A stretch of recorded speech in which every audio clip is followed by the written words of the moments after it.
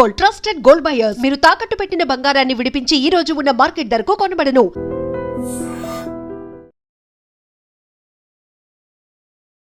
ప్రస్తుతం చిత్ర పరిశ్రమలో వరుసపెట్టి విడాకులు, బ్రేకప్ వార్తలు హల్చల్ చేస్తున్నాయి. ఏంటో ఎవరి బ్రేకప్ బాంబు ఎప్పుడు పేలుతుందో తెలియడం లేదు. ఇప్పటి వరకు ఏఆర్ రెహమాన్ విడాకుల సంగతి చర్చలో ఉండగా తాజాగా ఓ ముద్దుగుమ్మ షాక్ ఇచ్చింది. ఆమె ఎవరో కాదు, హన్సిక.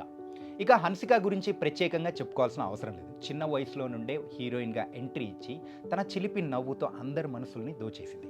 ఎన్టీఆర్, అల్లు అర్జున్తో సినిమాలు చేసి టాప్ హీరోయిన్ అయింది. తమిళంలో అయితే ముద్దుగా బొద్దుగా ఉండే హన్సికకు ఓ రేంజ్ ఫాలోయింగ్ కూడా ఉంది. అక్కడే సింబుతో లవ్ స్టోరీ మొదలైంది. పెళ్లి దాకా వెళ్ళిందనుకునే లోపే బ్రేకప్. ఆ తర్వాత ఓవర్ వెయిట్ అయిపోయి అవకాశాలు తగ్గిపోయి ఎంత ట్రై చేసినా మళ్ళీ స్టార్ స్టేటస్ రాకపోయింది. సినిమా కన్నా టీవీ షోల్లోనే ఎక్కువగా కనిపించడం కూడా మనం ఈ మధ్య చూసాం. ఈ సమయంలోనే తన చిన్ననాటి ఫ్రెండ్ సోహెల్కి బాగా దగ్గరైంది. బతుకంతా ట్విస్ట్లే అనుకో, అప్పటికే మనవాడికి డైవర్స్ అయిపోయింది. ఇంకేముంది, హన్సికతో డేటింగ్ స్టార్ట్ అయింది. ఆ తర్వాత సడన్గా పెళ్లి అనౌన్స్ చేసి అందరికీ షాక్ ఇచ్చింది.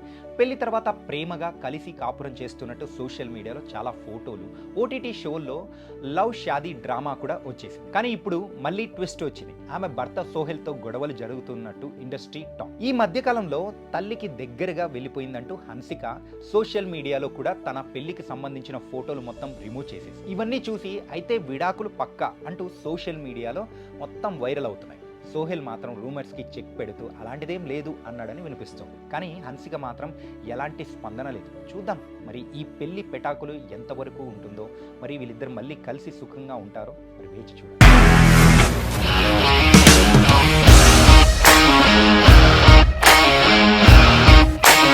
ఇండస్ట్రీలో కమిట్మెంట్ ఇష్యూస్ వస్తే నీకు కూడా వచ్చినట్టు మార్నింగ్ తీసుకెళ్ళాలంటే కొట్టి పడేస్తారు.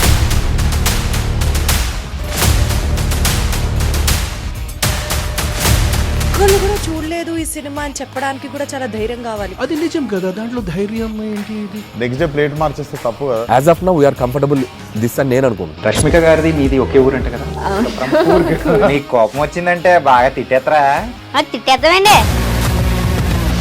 నిజంగా గేమ్ ని ఎలా చేంజ్ చేయగలిగారు? ఏపీఎస్ఎఫ్సి వాళ్ళకి 6 నెలల్లో నేను 6 లక్షలు కట్టా. బిజినెస్ చేయాలనుకుంటే it is as difficult as riding a tiger.